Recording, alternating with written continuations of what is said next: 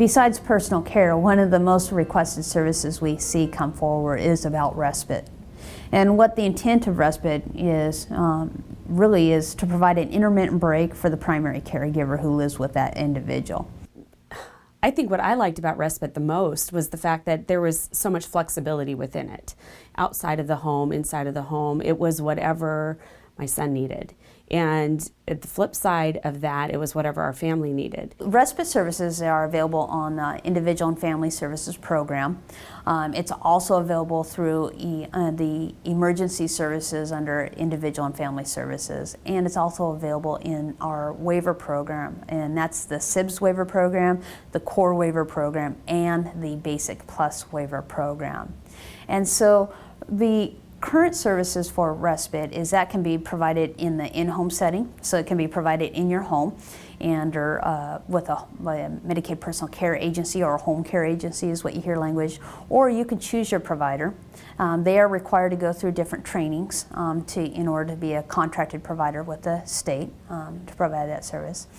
We can also provide service respite in an out-of-home setting, and so sometimes that can be in a licensed setting or a certified setting, such as what we call a staff residential, or maybe adult family home. If they have an extra bedroom, we have contracts with adult family home providers.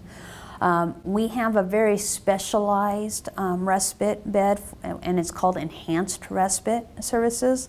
And this respite bed is really intended for those folks who are probably the most difficult individuals to serve because they really engage in some more aggressive behaviors, and it's a more kind of I call it a more therapeutic kind of respite setting. Specifically under the waiver program, we have another service called Respite in the Community Setting. It's a specialized contract, and what Respite in the Community Settings contract is intended for is for those settings that already have like a predetermined community activities that they do, such as Parks and Rec. They have classes, they have activities, they have events that they do.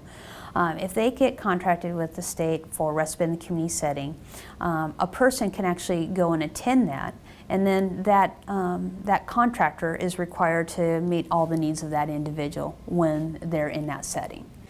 The respite is assessed to the person with the disability, sure, but it gives the people who want to love on them and care for them and do right by them a space to kind of pull back and regroup and charge their batteries, so that when they're back doing the day-to-day, which sometimes is a blast, sometimes it's not, and when it's not, and you just need to be able to take a step back, that's what respite care is intended for, is to allow that breathing, to allow that recharge, so that everybody's back in the game with what I call their A game, so that they can do the best they can by one another.